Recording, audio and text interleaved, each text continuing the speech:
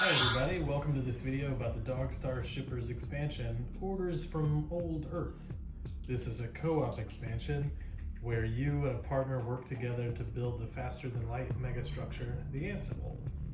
In this video, I'll show you how to set up the expansion, the game with the expansion, and how to play some of the new features that the expansion offers. So let's get into it. So first I'll share how the packaging that the expansion comes in includes all the instructions you'll need to play. And within the expansion you'll find 6 new encounter cards, 2 mission cards, a shared reputation card, 4 Ancible construction cards, a couple of cards related to the Ancible once it's constructed, and then 3 kind of tracker cards, an incident tracker card, a 4 higher threat tracker card, and then a card that shows you instructions during the co-op version of the game and a solo version that you can play. So to start, you're going to set up the game mostly like normal, except you and your partner will be on the same sides, the opposite sides of the play area. You're going to take out the unauthorized transmission cards from the mission deck and put them aside. You won't be playing them in this expansion. You'll also take out the 2 reputation cards and put them aside because you and your partner will be sharing a reputation in this expansion. Then you will add the 2 mission cards that come with this expansion, shuffle them into the mission deck, and likewise for the 6 encounter cards, you'll include them with the expansion and shuffle them into the encounters deck. Another thing you'll do is lightly shuffle the Ancible construction cards so that this side is facing up. Shuffle them a little bit, put them to the side of your bases, and the 4 higher threat tracker you will put in view of both players, and the incident tracker you'll put in view of both players. And while you are playing the co-op game, you can keep this handy co-op rules reference available. Next, you'll start setting up your player cards like normal, but you'll turn the you'll make sure that the reputation card is on the face-up side. All the face-up sides are the sides that have the expansion's icon in the upper left corner. You'll put one of your reputation pieces in the middle on the neutral space, and another reputation tracker piece on the number 1 on the 4 higher threat space. You'll put the 2 remaining cards aside. You'll draw on them later in the game, and then you'll set everything else up as normal, ready to play the game as in the core game, except you are sharing a reputation with your partner and you're on the same side of the bases as your partner. In other words, your partner is not going to have to deal with the right side of the base cards, and that'll be true for all bases as you draw them. Now we'll move into gameplay. As you and your partner play, there is a few key differences from the core game that you need to keep in mind. First is as 4 higher cards are drawn, you check the 4 higher threat card, see if it says if the 4 higher threat is hired or not, then resolve the card, and then you move the tracker down to the next space for the next turn. You will also, every time you draw, or the first 4 times you draw a base card, you will also draw one of these construction cards that you sort of roughly shuffled earlier. You'll turn the card over and you'll determine which side of the construction card you'll use and attach it to the base card. In this case, you will use the Pirate Lord side and not the non-Pirate Lord side. And then you put that card into play for both you and your partner to use. And you'll,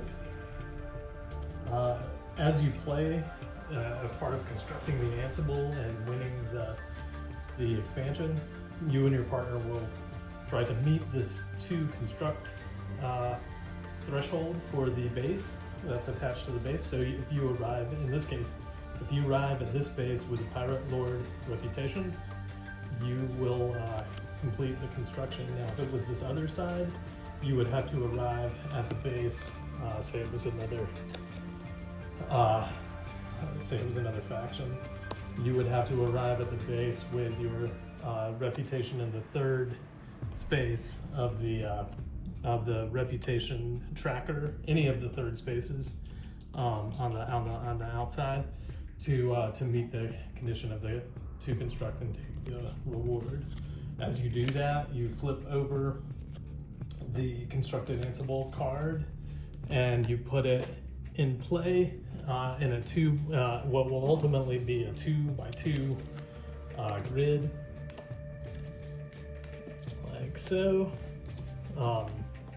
And you treat these as bases. If you arrive at them, you can repair your ship or buy cargo, but you would only go there if you need to repair it, and that may happen during an incident, and we'll get into that later.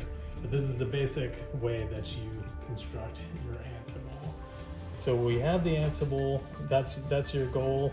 Once all 4 parts of the Ancible are construction and do not need to be repaired, you follow the instructions here. It'll direct you to read off of the co-op rules card and draw on those other 2 cards. I won't get really any further into that because I don't want to spoil how the gameplay progresses. But next, I should direct you though to how you play under the co-op rules. When you and your partner are on the same base, you may exchange credits with each other, and you may also exchange any missions that you have picked up if that's advantageous to what you're trying to do. Also, if you need to be rescued, don't draw any remaining cards and add, read this, and it says to add 7 more cards to your deck, and then give that deck to your partner, and your partner must set their systems up and then race out to pick you up. And it says if your partner survives all of those encounters, that remaining encounter or those remaining encounters plus 7, then and your partner has at least 2 hull, then your partner has completed the rescue, and you both go back to the base that you started on. If your partner can't complete the rescue because of their hull, or maybe they need a rescue too, then the game is over. You guys have lost the Orders from Old Earth expansion. So that's the basic gameplay of the expansion, and next I'll get a little further into some of the nuances of the cards. All right, I mentioned incidences earlier, and that's the first thing I want to get into. The incident card is here, and it basically tells you what are really 8 possible incidences. 4 of them are related to damages to any constructed Ancible that I mentioned earlier. You turn it this way or that way. The other 4, they're alternating, but the other 4 may have immediate effects on you or your partner as you play. So damage your ship, make you lose credit, things like that.